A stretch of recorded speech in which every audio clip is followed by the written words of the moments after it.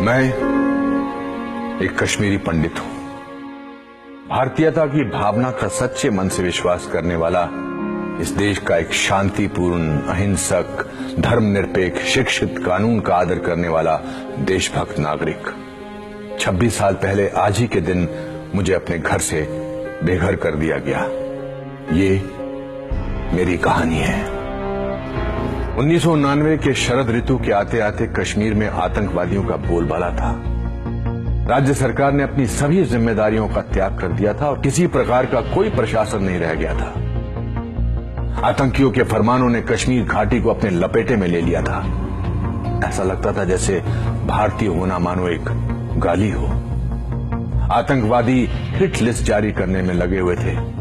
हर वो शख्स जो भारत समर्थक था उसे मुखबिर करार दिया जाता था। उसको मारना जिहाद था और पुण्य भी। प्रमुख कश्मीरी पंडितों को पहले से निशाना बनाकर मारा जा रहा था। सामाजिक कार्यकर्ता टीकालाल टपलू को सरेआम दिन दहाड़े श्रीनगर में मारा गया। नीलकंठ गंजू को करणनगर में मार दिया गया और उनका शव सड़क पर कई घंटों तक पड़ा रहा। वकील प्रेमनाथ भट्ट की बेरहमी से दक्षिण कश्मीर के अनंतनाग क्षेत्र में हत्या की गई। अनगिनत अज्ञात पंडितों की निर्मम हत्याएं की गई। संदेश स्पष्ट था।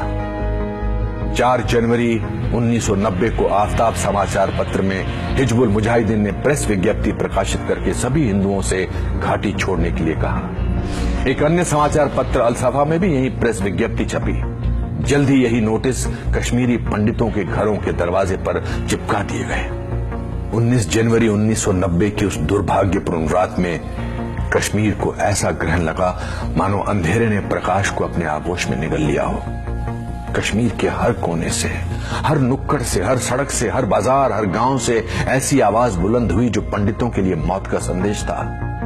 हजारों लाखों का हजूम कश्मीर की सड़कों पर उतरकर जहरीले नारों में उद्वेष कर रहा था जो पहले कभी नहीं सुना था, न देखा गया था। पूरे कश्मीर में मस्जिदों से घोषणा की जा रही थी कि कश्मीर पाकिस्तान बनेगा। मुजाहिदीनों की प्रशंसा में चारों तरफ गुणगान किया जा रहा था और भीड़ में खुले तौर पर बंदूकें लहराई जा रही थी। जागो जागो, सुबह हुई, रूस ने बाजी हारी है, हिंद पे लर्जा तारी है, अब कश्मीर की बारी है। बार बार ये गाना मस्जिदों से चलाया गया। अगर कश्मीर में रहना है अल्लाह अकबर कहना होगा। ए जालिमों, ए काफिरों, कश्मीर हमारा छोड़ दो। इन नारों का सिलसिला मानो थमने का नाम नहीं ले रहा था। एक बंद होता था तो दूसरा शुरू हो जाता था। इन्हीं नारों में एक नारा था, कश्मीर बनेगा पाकिस्तान पंडित आदमियों के बगैर पर पंडित औरतों के साथ। ये नारा बार बार और जोर शोर से दोहराया गया। अब हमारे डर ने एक नया रूप ले लिया था। परिवारों ने महिलाओं को स्टोर रूम में छुपा दिया, ये कहने की जरूरत नहीं कि जब भीड़ हमला करे तो वो स्वयं को आग लगा ले। उस रात के डर का कोई सानी नहीं। मायूसी का एक ऐसा आलम था जिसका कोई अंत नहीं दिख रहा था। संदेश स्पष्ट और तीव्र था, रलिव गलिव या चलिव, या तो हमारे साथ मिल जाओ या मर जाओ या भाग जाओ। कोई ऐसा गांव, मोहल्ला, गली या जगह नहीं थी जहां इन नारों का शोर ना हो। अधिकांश कश्मीरी पंडितों ने इन विपरीत परिस्थितियों में वो जो कुछ भी उनके साथ सामान और जान बचाने के लिए हो सकता था किया और किसी तरह जान और मान बचाकर ट्रकों के तरपाल में छुपकर बसों एवं किराए की टैक्सी भरकर भाग गए। बड़े पैमाने पर पलायन शुरू हो गया। सरकार, बुद्धिजीवियों, निरपेक्षवादियों, देश के प्रति सद्भावना रखने वाले सबकी अंतरात्मा सोने चली गई थी। कोई भी इसके बारे में बोलने को तैयार नहीं था। 19 जनवरी 1990 के बाद के दिनों में कश्मीरी पंडितों का कत्लेआम शुरू हो गया और कश्मीरी पंडितों पर अत्याचार की इंतहा होने लगी थी। बांदीपुरा में शिक्षिका गिरिराज टिक्कू की गैंगरेप के बाद हत्या की गई। इस तरह की सैकड़ों खबरें आम हो रही थी। इस पर पूरी किताबें लिखी जा सकती है कि किस प्रकार से लोग आतंकवादियों से प्रताड़ित हो रहे थे और किस तरह प्रशासन मूक दर्शक बनकर कश्मीरी पंडितों पर हो रहे अत्याचारों को अनदेखा कर रहा था। 1991 तक ज्यादातर पंडित घाटी से पलायन कर गए और उन्हें जम्मू के दुर्गम स्थानों में कांटों व धूल भरे टेंट शिविरों में रखा गया। 60,000 से ज्यादा परिवारों ने पलायन किया और उनको ऐसे शिविरों में रखा गया जहां शौचालय जैसी मूलभूत सुविधाएं भी नहीं थी। एक परिवार को एक टेंट अलॉट किया गया जिसमें 10-10 सदस्य कभी कभी साथ ही सोते थे।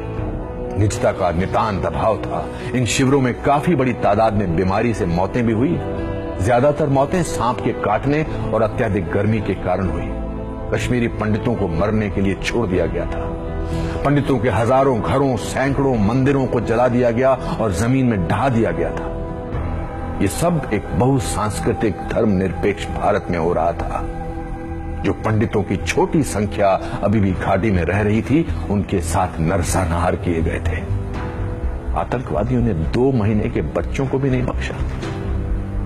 पंडित के पूरे पूरे गांव को साफ कर दिया गया। आज तक एक भी व्यक्ति को दोषी करार नहीं दिया गया। हजारों पंडितों की हत्या व नरसंहार की सजा तो दूर की कौड़ी है। किसी ने इस नरसंहार और पलायन पर कोई इस प्रकार की चिंता प्रदर्शित नहीं की।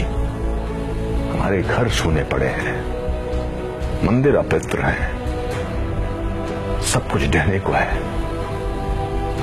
26 साल के बाद आज भी जम्मू के बाहरी इलाके में अपने देश में शरणार्थी के रूप में कश्मीरी पंडित अभी भी शरणार्थी शिविरों में रहते हैं, और जहां उन्हें ज्यादा सहायता भी नहीं दी जा रही है। आज की सोशल मीडिया की पीढ़ी में जब दुनिया में करीबी बढ़ रही है और लगभग सब कुछ उंगली की टिप पर उपलब्ध हो रहा है, तब भी हमारे अपने देश के नागरिकों की उनके अपने देश में ही दुर्दशा बनी रहती है और उन्हें उनके हाल पर यूं ही छोड़ दिया जाता है।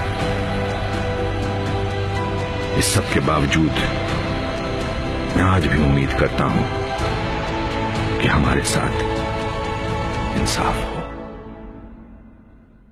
जय हिंद।